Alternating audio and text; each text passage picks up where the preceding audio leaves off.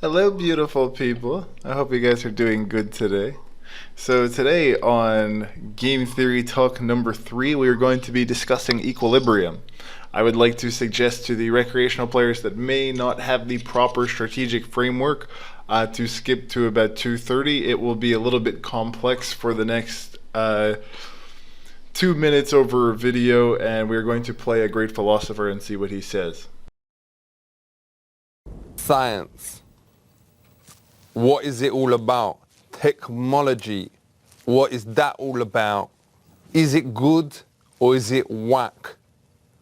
Will computers ever be able to work out what 9999999999999999999999999999999 multiplied by 9999999? Yo, I ain't finished. You don't know what I was going to say. 999999999999999999999999999. The answer is yes. The most powerful computer in the world today does 36 trillion operations a second. So would it be able to multiply 10, 10, 10, 10, 10, 10, 10? No, because I'm surprised at how illogical your question was, or your thinking Yo, was. speak to that because Okay. space ain't listening, yo. We're Homo sapiens, and that's about Well, yo, 8 steps down. I ain't. I just want to make clear, because this is going out on the TV or whatever, that I don't do that stuff. I ain't got nothing against it. Oh, it's the homo that threw him off. I mean, Yeah, you're explain that. It is a scientific nomenclature that describes who we are as part of a phyla or a stream of, it goes hominid, hominoid, and then we Yo, go whatever, through. there's different names for it. We're all You are homo one. sapiens. All humans would be considered. My wife is a Homo sapien, sapien. But that's not homosexual. Homo That's where the sapiens. difference is. Yeah. Yeah, well, it's just a way of describing who we are. Well, that's it. I just want to make clear, respect for coming on. And I ain't going to treat you differently now that has come out. That's... Okay, well, I'm gonna end it there because I could be entranced by his wisdom all day, but we must speak about equilibrium. Today we are going to talk about the world of poker and the concept of equilibrium. And it is very crucial to think about this concept for our strategic success, not only as a poker player, but in any field that we pursue. One way to grasp this concept is through understanding expected value, or at least it's one of the elements that we can think about it with. A fundamental principle that you could say guides us and guides our decisions at the table. So I want to think about a scenario where a player faces a decision on the river of whether to bluff or to check. And say the player's intuition may suggest that bluffing as a means to win the pot immediately is a good idea. However, it's very possible that this player just has a cognitive bias on the river one way or another, and he either does not want to bluff and feel the pain of losing, or he does want to bluff and he doesn't want to feel the pain of losing as well by not winning the pot. It sort of depends on our player. Each individual player, there's a lot that we can think about each player, but there are certain people who are believers, non-believers, who are much more interested in bluffing in these situations or not. I know that a lot of the mid-stakes poker players and high-stakes poker players, but less so high-stakes, may overcomplicate profiling players, but there are scenarios where a certain person will simply under-bluff because of what it means to them emotionally and how painful it is to simply make their opponent's range indifferent, coupled with their beliefs about people not exploiting them for this. So it makes them much more predictable, and it's much harder for them to adapt and realize, against this guy, actually, I do need to bluff. And vice versa. Some people will just be over bluffing because they simply have the belief that all players are under calling, I'm going to do this, and then there are some fairly easy ways to actually counter this, but this is mostly coming from their beliefs. And I think that it's important to actually have a very good baseline strategy and to understand where people are deviating. And in OneNote, if we know where they're deviating, it actually gives us tons of information as to how they think about the game and structure the game, because no decisions are ever random. Every single decision, we have multiple options.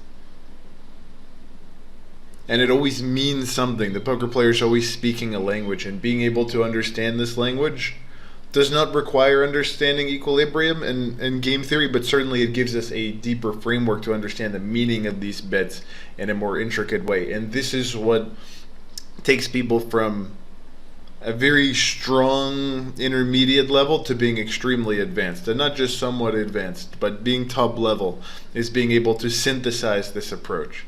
So it's very important to evaluate the equilibrium strategy. So the player on this river must weigh the potential gains against the risks involved. Obviously very basic, but what does this actually mean?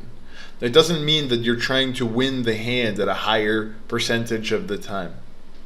It means that you're thinking about the payoffs and all of the leaves, and considering how often you get there and thinking about the product of that, and then leading this particular hand into that node that has the highest payoff. But also you have to consider, if your opponent sees you play this hand in a way, how will they adjust their strategy? And then how that will influence the expectation of different holdings that you have compared to them. So this is also another relevant thing that we have to be considering. Now, when it comes to equilibrium play, our opponents are going to be aware of players' tendencies to bluff. They're going to be aware of our tendencies. They're going to be aware of their tendencies. So we cannot simply be playing our opponent and saying, well, I think he does this. We have to be very aware of what his average perception is against the pool based on how often he goes to showdown, how often is he calling river, how often is he RFIing preflop, how often is he 3-betting. This will lead us to more knowledge as to the way he thinks about the game. And this will give us information as to whether or not he thinks that most people on average are bluffing or under bluffing, etc. And then that will lead us to knowledge about us, because it's very unlikely that he just thinks about us in particular. It's very likely that he models this aggregate of people into how he sees the pool. Certainly in mid-stakes this is the case. Once you start to get to deeper a stronger strategic framework and you understand player profiling and how they think deeper, not very many people are doing this at mid-stakes. I would more so categorize this as to the skill level of high-stakes players. But in essence, equilibrium in poker arises when player strategies are mutually optimal given their opponent's strategies, in the sense that you do not have incentive to unilaterally increase or change any strategic options. It will not decrease or increase your expectation. It's a very, very delicate balance where each decision influences the overall dynamics of the game. But trying to understand the interplay of EV and equilibrium, and it's not like these things are different, but the point is understanding what the EV is in the actual leaves of the tree.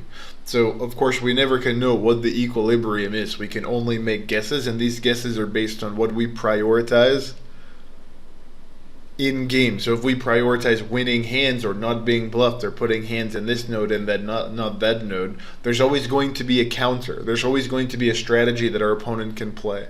And our goal is not to be able to create a trick or a strategy or a preemptive trick.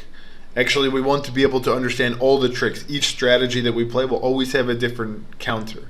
And not only will it have a different counter, but there will be ways to hide information when we are playing this strategy so our opponents do not catch on. Most of the mid-stakes players don't even consider how important information hiding is. I'm not sure how much I actually want to talk about that. I certainly won't talk about it on this episode, but there's a lot that we can actually get that basically the entire poker community would never talk about in high-stakes training videos or mid-stakes training videos, simply because it's not worth it to put out there. And the majority of this understanding are not tricks that we learn, it's basically just through our own understanding and application of game theory. So anyways, I will continue talking about equilibrium. I need to think a little bit about which direction I want this conversation to go in. Okay, I was thinking about trying to talk about historical events and talking about equilibrium as it relates to this and making it a little bit more entertaining, but I kind of did that last episode, and I'd rather get into some of like the bread and butter of actually like the facts. Even though I think that's quite dry and not entertaining, I think having the facts so we could look at them, or maybe I'm just not a very good video producer and I'm not very creative, and a better writer would be able to mix the two. That would be a good argument, but I'm going to get into the facts anyways. So I want to talk about like what optimal play actually is. So there are basically two equivalent ways of looking at what optimal play is and defining a Nash equilibrium strategy pair. When we talk about optimal or equilibrium, it's in the context of a strategy pair. So like one way of defining this is saying that both strategies are maximally exploiting each other simultaneously. That makes sense, right? Okay, so the second definition is that neither player, you could say like, I would use the word unilaterally, but I'll just say neither player can change his strategy to improve his own expectation.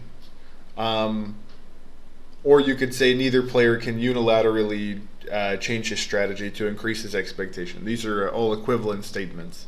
But basically, in No Limit Hold'em, the game is zero sum. It is a two-player no limit, or if you're saying heads up, which is the easiest format to talk about, but it doesn't really matter. It is a very good format to look at because it is zero sum. So all the value to one player is coming directly from another player, and the players' combined profits obviously have to sum to zero, again barring the rake.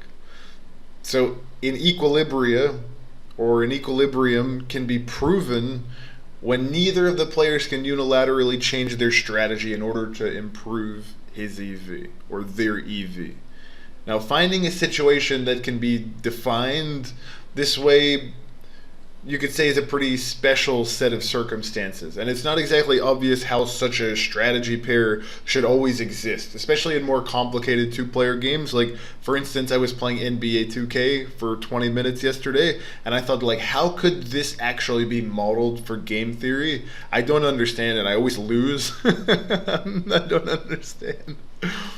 But I was trying to think about how this thing can actually be, like, modeled, and I don't know how. Because I don't know how you'd model each decision point when like you just have a joystick and you're going like left, right, this, that. There's just infinite quadrillions of possibilities, way more than poker. And it's a 48-minute game. I mean, it's just infinitely more complex. So then there are certain like, obviously we're not going to be able to model each node. We can start to think about like big concepts in this 48-minute game.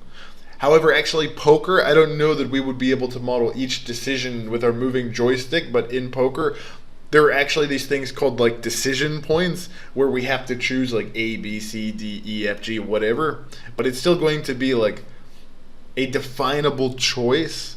There was this guy named John Van Neumann, who is a game theorist, and he was the first one to actually prove the existence of strategy pairs in games such as like Heads Up, No Limit Hold'em.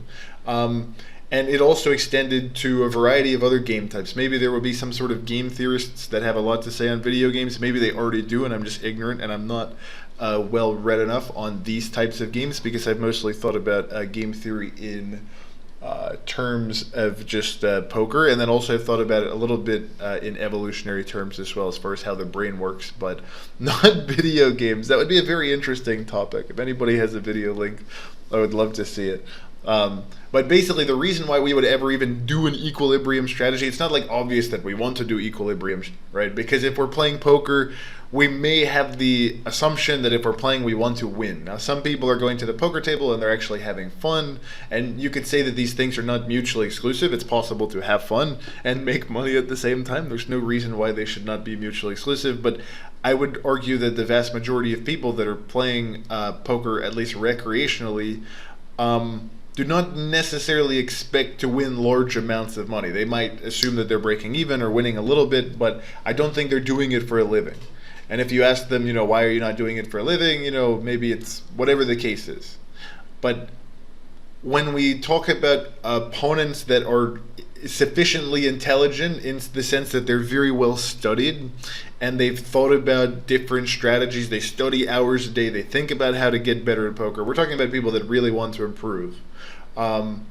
They will always adopt their strategies when they're facing another person who is basically sufficiently intelligent. And when I say sufficiently intelligent, I'm talking about like two dudes that are both capable of determining like a maximally exploitative and equilibrium strategy. Yeah, I mean, also they kind of have to be aware that the other one is capable of this as well. Actually, I mean, they don't have to, but this would be, them playing equilibrium would be predicated on this as well. I'm saying the last bit because this is important. If we think that our opponent is not aware of how strong we are, it's like far less likely that he will adopt an equilibrium strategy, and he's far more likely to actually attempt to exploit perceived weakness that he believes that we have, and then we can create a counter against that. So it's a little bit complicated, but yeah, I want to give a sort of example to make this a little bit more clear. Let me think. John and Joe. No, okay. Player A and B are playing a non-equilibrium strategy.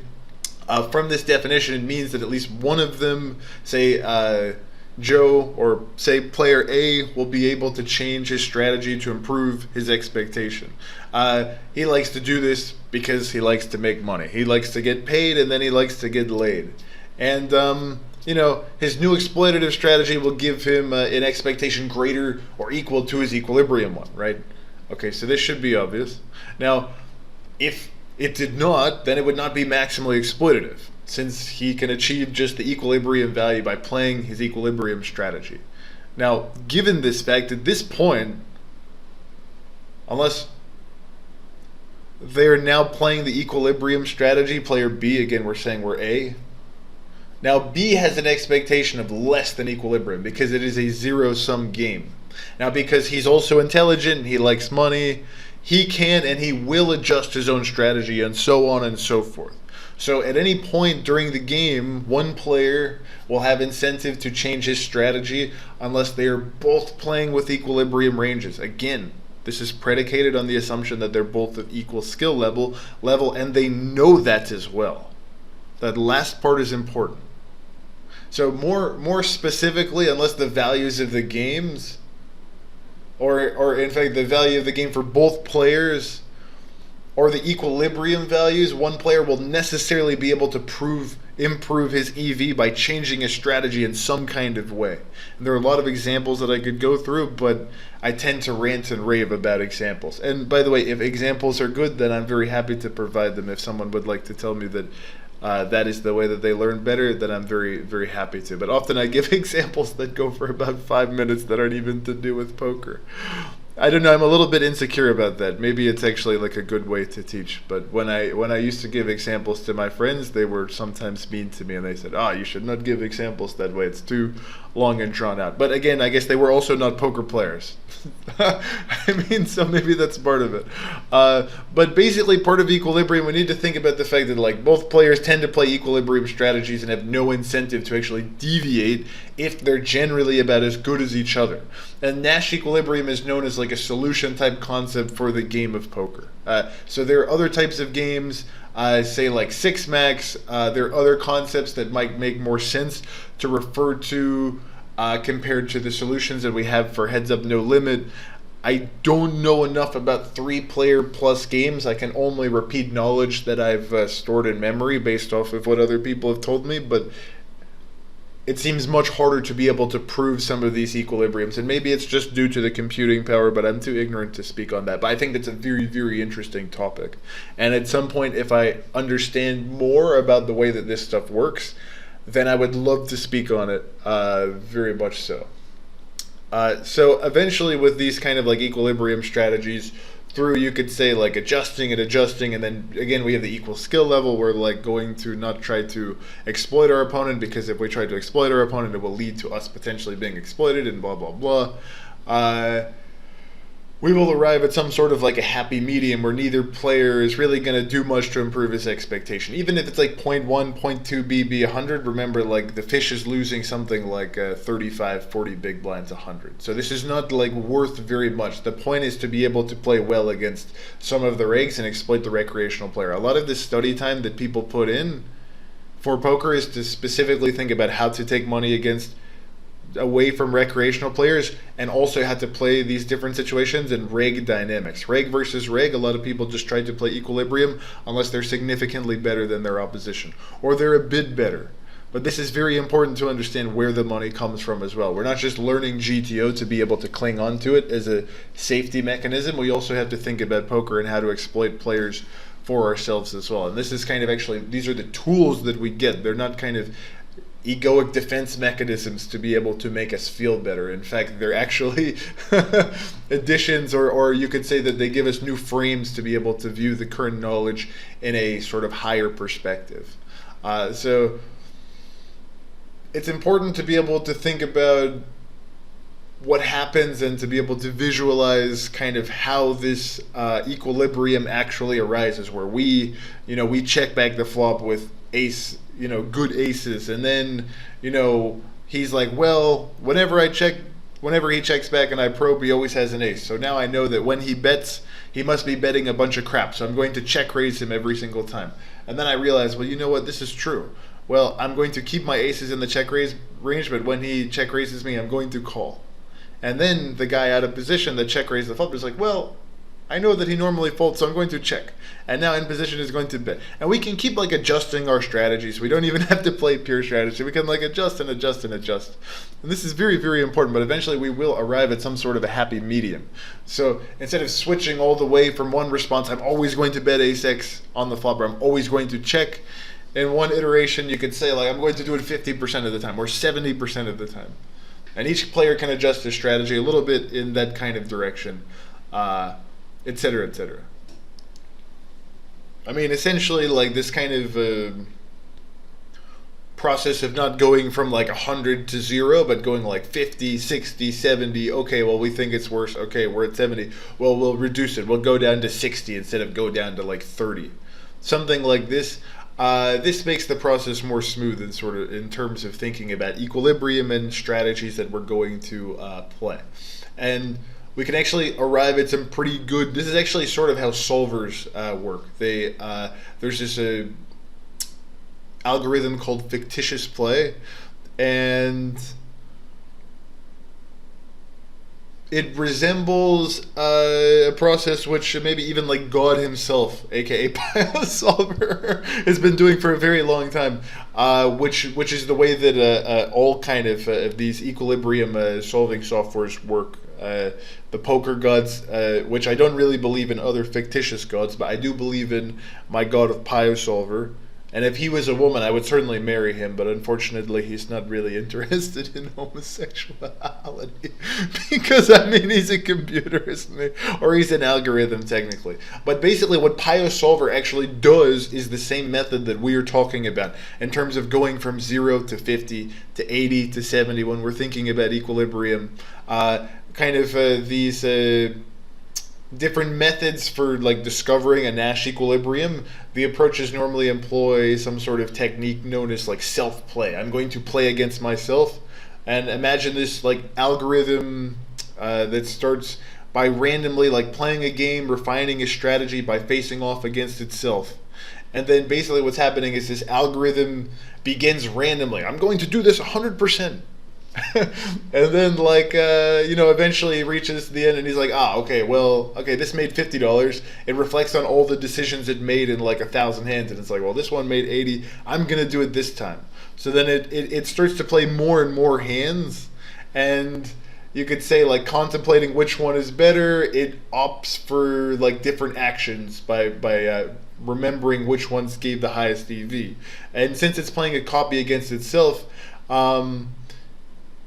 it kind of engages in counterfactual reasoning. It goes okay, if I look at this action, the opponent responds with this action, and then I counter that with this move, but maybe I end up with 100 instead of 25.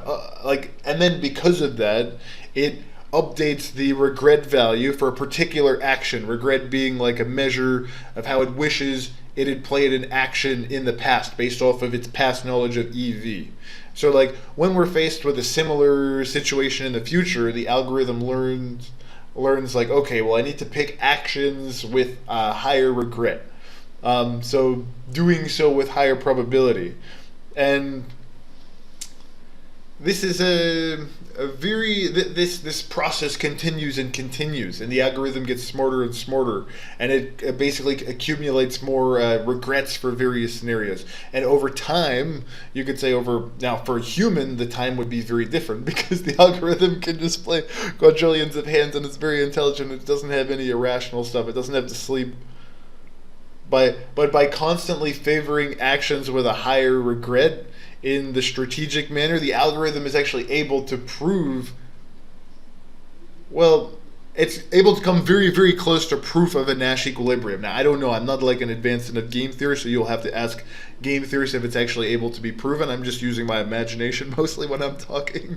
I don't necessarily remember exactly what I've read, so some of the things I could be saying are wrong, but I don't necessarily know if it's actually been proven to converge to a Nash equilibrium, but I don't think that it would be exploitable for almost anything, so it doesn't matter. This has no like relevance, like the fractal things have no relevance in terms of poker, because we're trying to get takeaways as to the meaning of Nash equilibrium so we can apply that to our understanding when we are playing the game. So this kind of method known as counterfactual regret minimalization, it isn't exclusive to self-play, but it's a principled approach to kind of like think about how to get Nash equilibria. And there's my alarm. And it's I mean it applies to a lot of different types of complex games, and even imperfect information games like poker. You also have games like chess, which is, I don't know, I feel like self-play doesn't necessarily mean neural networks in terms of the well, it's a broader encompassing system as far as playing itself. And it's essentially a form of reinforcement learning. So these algorithms are essentially the same thing that human beings are using at some level. And here's kind of like an idea as well. Like a process of reasoning. What would the value have been if I had taken this other action instead? It's very similar to how like I learned when I was first playing poker. I would have asked my friends, like, what would you have done if I raised there and you had ace king? What would you have done with ace king? It's all about like learning from counterfactuals. So factuals. So it's like, I would be in a place and I raised with pocket jacks, and then this guy like re-raised all in, and I like lost a big pot, and then like I raised, and then like he re-raised, and then I called, and then I lost a small pot, and I'm like, well, what do you do with pocket jacks, my friend? This is basically how we learn, and it's no different than a solver. So trying to get some of the irrationality out of our mind and really understand the principles that a solver uses, or understanding how it works. It's not like it's how. It doesn't have a particular reason because it's an algorithm, right? But we are able to create concepts in our minds using words, using language, and be able to create a model to think about this idea of why things happen. Of course, why is only a human concept in the human mind. It's not like an existential reality, but certainly we are able to get something from these solvers. So learning the framework as to why things happen for us, getting a language so we are able to make better predictions in the future, this is very, very, very important for strategic play. Okay, so I want to think about kind of like a real world example and then relate this to poker, because this actual concept of equilibrium is not really just about poker. It really has nothing to do with poker. In fact, it's not like you can attach it to any particular thing. It is actually just an idea that we can use in poker to help us. So it's not like it's just restricted to poker. So I think giving us a more holistic example will actually be more beneficial to make more connections, not just to the compartmentalized knowledge that we have surrounding poker, but it will help us make more connections with the totality of our knowledge in our brain, and the other parts of our knowledge will also help us in poker, like understanding psychology of other people, why people are avoidant in certain situations, from losing money, from being bluffed, etc. This will help us delve deeper into other people's psychology. So using real world examples, but hopefully I don't draw it out too much. But yeah, let's get started.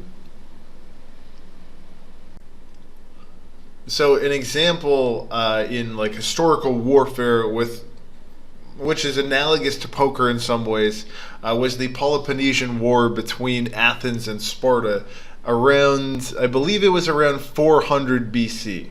So in this Peloponnesian War, the Spartans focused on a very land-based tactic because they were trying to avoid direct confrontation with the Athenians, who had a very, very good navy at that time.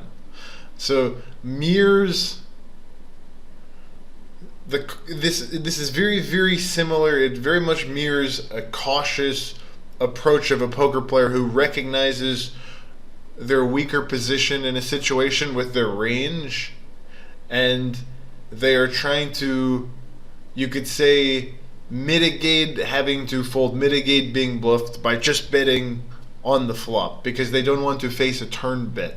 But in actuality they're making themselves more predictable, and they can probably get even more exploited by an aggressive opponent, because the aggressive opponent will realize that, okay, this bet range is far too strong, it's not folding enough, it means that you're not bluffing enough, it means you're putting bluffs into your check range, and now this aggressive opponent is going to try to attack this weaker portion of his range, which gives the aggressive opponent a higher value than his equilibrium EV, because originally this weak player was supposed to get paid with some value, and now the aggressive opponent is folding second pair because he knows this guy only has top pair plus, or he's folding third pair because he knows he only has second pair plus.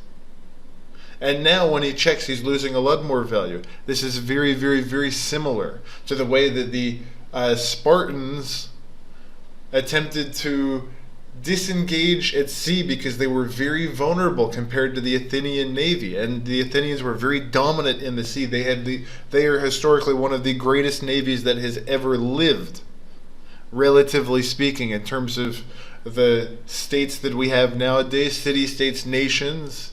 Now in poker, a poker player who knows that they lack a very strong hand may seek to exploit their opponent's caution by betting very aggressively and applying pressure. Similarly, Athens, aware of the Spartans' hesitance to change their naval supremacy, capitalized on this very fact by expanding their navy and being able to influence more economic situations to get more resources. And in fact, they were able to get and cut off resources for the Spartans. So they were able to utilize that strategy very well. They both were picking tactics that they had the ability to use. It's the same as when we end up calling a 3-bet pre-flop, we are at a disadvantage. Our opponents have a stronger set of hands, so we are going to have to use different tactics and strategies to be able to figure out, okay, well, we know that they like to just barrel off with crazy aggression. They're just forcing themselves in all the way, like a boxer, boom, boom, boom, bam. But if they miss, how are we going to beat them? We need to be like Bruce Lee. We need to be like water. It's not like we're playing a hand. We're actually playing a strategy. It's important to remember the interactions between the Athenians and the Spartans during this Peloponnesian War, and think about the resemblance to poker's concept of balancing ranges and exploiting our opponent's tendency to over triple barrel. But when he ends up betting the flop and he checks the turn, he always gives up and he never bets the river. So what does that say about where we should put our resources to be able to attack different parts of his soldiers, his range?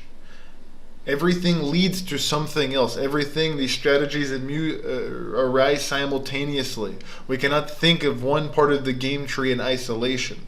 So for instance, if an opponent in poker is constantly overbets the flop, a skilled player might adjust by folding more often pre-flop to avoid unprofitable situations post-flop. He also might not 3-bet as often because he knows that in a 3-bet pot, this overbet on the flop by his opponent was predicated on the fact that he thought potentially that the 3-bet range was too strong to begin with, and that the call range was weak, and that it would overfold to overbet. So now maybe this strong player is going to put more of his soldiers around the fort to prevent these big attacks. It's very, very important to draw these analogies because equilibrium has nothing to do with only poker. It is simply a concept which has everything to do with life. So our decisions reflect our strategic calculation based on what we think our opponent's tendencies actually are. and the perceived strength of their range, where they think they are vulnerable and invulnerable, and where they are going to put counters. Similarly, in the Peloponnesian War, the Athenians adapted tactics to exploit the Spartans' weakness, such as a reliance on land-based warfare, and they leveraged their naval superiority. The Athenians imposed blockades, they disrupted supply lines, they constructed raids around the entire coast of Peloponnesia. And it really fucked with the Spartans' economic and military capabilities, because they already dominated the sea, so they hit them where they're weak. Now imagine this. You're at a table, you're at Zoom, and you know that someone is generally just a nit. So you think, why is this guy a nit? What is his actual psychology? Well, he doesn't like putting money in and losing. Well, maybe this is because he has the perception that his opponents are actually just not bluffing enough, and he thinks that he is superior, and he thinks he is exploiting them. Maybe he doesn't actually view himself as a nit. Maybe he views himself as someone who is exploiting people who don't bluff enough. So what does this mean? Say on average we think that, well, he's going to end up folding the river very often. Maybe we are going to put him into different nodes of the game tree where he gets to flop, he gets to turn, and then he gets to river, and he feels very proud that he ends up folding the river, and you know this about him, so you end up exploiting him. This is very, very, very similar to all of the war tactics that we use. Very often Napoleon knew when a general was too arrogant and knew that a general was not expecting a counter here because he thought there's no way this guy would ever try to take me on. And because of that, he sent reinforcements in other parts of his army into other areas that they shouldn't have been, based on his own arrogance, and Napoleon absolutely took advantage of that. It is no different in poker whatsoever. So poker and warfare strategic decisions are all influenced by a complex interplay of different types of factors. And some of these factors are allocation of resources. Also, some of it is our generals or our opponents' sort of psychology, what their insecurities are, what they pride themselves on. Or are they proud of making big hero calls? Are they proud of making folds? Do they automatically fold against a bet on the river because they want you to know that you are actually under bluffing? Is that what they're trying to tell you? Or do they not think you're intelligent enough to know and they're just going to click fast? Or are they trying to trick you and they're trying to make you think that they don't care because they think that you're actually over bluffing, but they just have a missed draw and they plan on overcalling you? You have to be able to assess this kind of stuff. And what is the deal with their risk management? Are they playing above their stakes? Do they do this more often? This also has to do with countries, where maybe a country will overextend themselves in the short term, but if you draw them out, eventually they will have to give up because they will not have the political backing. Just as a poker player has to very carefully consider their opponent's range and tendencies to make optimal decisions, military commanders also have to analyze the adversity and strengths and weaknesses of not only the other general in the army, but the political system, which is creating the capacity to fight in these battles. So the application to real-world concepts is very, very, very important. And the parallels between poker strategy and historical welfare, we have a wealth of knowledge about strategy which goes back 5,000 years of our written history. And we can certainly highlight the importance and adapt some of the capacities to deceive our opponents and think strategically and think about the fourplex or think in four-set in terms of laying counters in these kind of competitive environments like poker, where we are not simply playing chess for nothing. We are playing for dollars, and people want to improve and people want to get better. With the incoming of AI, it is absolutely imperative that we think very strategically about this game and we think about what our opponents are really trying to do holistically. We do not want to miss the forest for the trees. This is always the problem. In poker, yes, it's at a table, but it is absolutely a battlefield. Chess is no different than a battlefield. And success absolutely hinges on our ability to anticipate what our opponents are doing, and this forces us to think in terms of where the money is coming from in the leads and where our opponent is going to lead us with what frequencies, because the frequencies are just the frequencies that he takes his actions. He has a different range, he has different hands. How often does he have ace king? What does he do with ace king in this situation? Well, what does he do with a bluff? So we model our opponents. We cannot use Pio Solver for this. We actually have to understand game theory. by recognizing these kind of poker strategy parallels in military strategies, there's a lot of valuable insights that we can gain into the complexities of decision making, and these are absolutely timeless principles for competition. If we think that poker players are so absolutely fantastically unique, absolutely wrong. People have been sending millions of men to war and killing each other, and the greatest, very unfortunately disgusting stuff that our society does, but there's a lot to learn from military generals in terms of making cold, calculated decisions that save millions of lives. So it's important to understand the parallels between these things, and I'm going to try to approach game theory from a variety of perspectives. So, we had a little story about how equilibrium is a concept that it's just not applicable to poker, but it gives us a better idea as to what the meaning of it is. At least we can think about it from a different perspective. But when we get to a poker table, it's interesting because there's an idea often that we should only play GTO first because we don't know what our opponent is going to do, and then as we get information, we can start to change our decisions. This is what I'm going to try to advocate, but I would also like to say that there's a caveat that this is not really true, because in reality no opponent is actually a complete unknown. For instance, if you're playing it like a casino, we can certainly make guesses as to the player's play style based on their age, based on their sex. If we're playing online, we can think about their location, we can think about their screen name.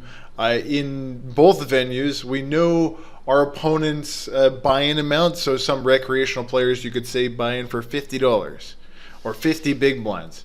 So there's also likely something to know about their general tendencies. If they're a little bit scared to lose money, they have $500 in their pocket, but they're only buying in $50 each time. It might mean that he may end up overfolding pre-flop because he's scared to put money in, or maybe he ends up putting money in pre-flop, but by the river he doesn't call. This is going to help us make some educated guesses about our opponent's play right from the start, and certainly we cannot say we have no information about this guy. I mean, that would certainly be very silly, because there are a lot of ways to kind of argue against this assertion. So we can definitely gather some information off the bat and then adopt some exploitative strategy, but we want to think about what information we're really using. There was a guy named Maxwell Fitz. He was a very good hyper turbo heads up no limit player, and he coined the term population tendencies, and it basically refers to the strategy of an average opponent in a very specific player pool, say 500 zoom. The population tendency on this board A7-2 is to put a little bit too much air into it relative to equilibrium and check back a few too many hands that are above 90% but less than or more than 70%. So like you could say this is a population tendency, but this is not really like we are playing a real opponent. So we need to think about what the application of this is. We can think about it conceptually, and this approach to a match is fine. But again, we need to understand the meaning of these things. So we start out by considering GTO play. We make some assumptions about how villain is likely to deviate from it. And then we begin to exploit those deviations. Now, it is just that by considering the average tendencies of the players in our games rather than those of our specific opponent, we're already going to be getting some information, but it's possible that our opponent anticipates this as well, and then maybe he plays counters for people that are mostly playing my strategy, and maybe most of the players that he plays are rigs that are already picking up on this tendency. So we want to be able to think about this from a variety of vantage points. So I just wanted to add this caveat about the fact that we can always get some sort of information, even if they have never made a decision that we've seen. We can start gathering information, and that is one of the that is a very large portion of the tools that we need to make money as a poker player, is to gather information and then integrate it into decisions that make us dollars. So anyways, guys, it has been about 35 minutes. I'm going to call this an episode. I love you all very much, and I will speak with you soon.